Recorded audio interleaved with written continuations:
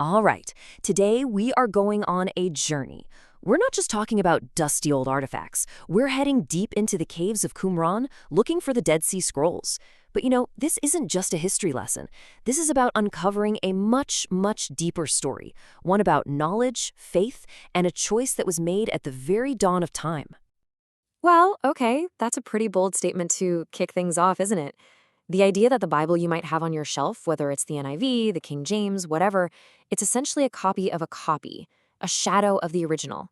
It kind of suggests that if we really want to understand, we have to trace that shadow all the way back to its source, back to the raw flame of the original words. So, this sets up the big mystery for us. If our modern Bibles are a shadow, how in the world do we find the original light? For centuries, this was a massive, massive problem for scholars. I mean, just let that sink in for a second. For hundreds of years, the best, most complete copy of the Hebrew scriptures anyone had access to was written almost a millennium after the time of Jesus. That is a huge gap in time. It's like a 1,000-year-long game of telephone, where meanings could easily get fuzzy and all the little nuances could get lost. But then, a discovery out in the middle of the desert changed everything.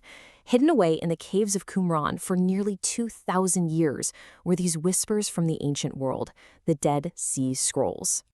And this timeline just shows you how incredible that is. It completely collapses that 1,000-year gap. You see the Dead Sea Scrolls right there, dating to before and even during the time of Christ. They predate that Masoretic text by 1,000 years. They became this incredible anchor, dropping us right back into the very world the New Testament writers were living in. And get this, we're not talking about a few little scraps of papyrus. Nope. Among all the scrolls, archaeologists found over 200 manuscripts of biblical books. I mean, almost every single book of the Old Testament was in there, which confirmed that the text had been preserved with amazing accuracy for way, way longer than anyone had thought possible.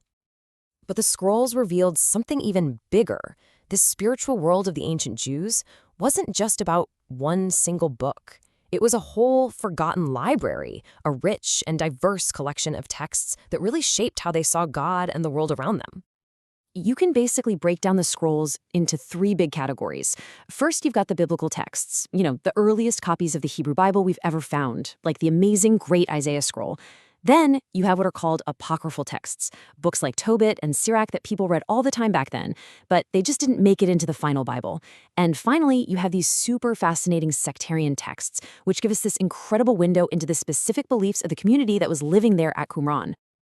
And just think about some of the books they found here. You've got the Book of Enoch, which is actually quoted in the New Testament Book of Jude, the Book of Jubilees, which some people call Little Genesis.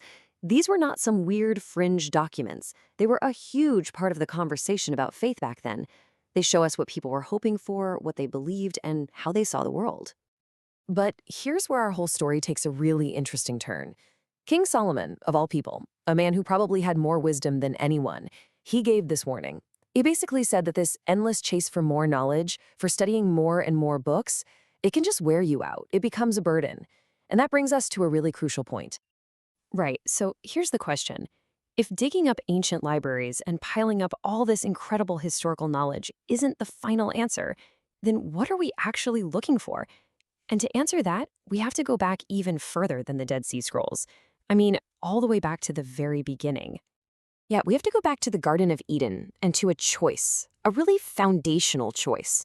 And it wasn't a choice between good and evil, not really.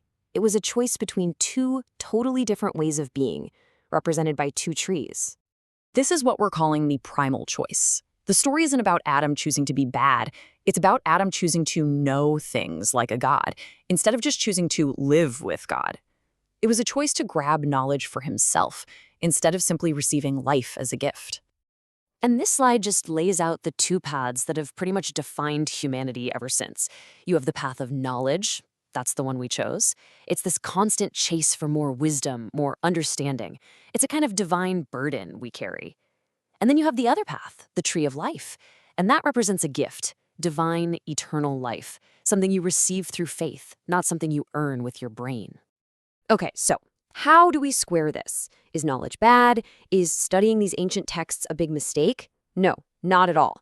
It's all about understanding what the proper role of knowledge is. This right here is the key.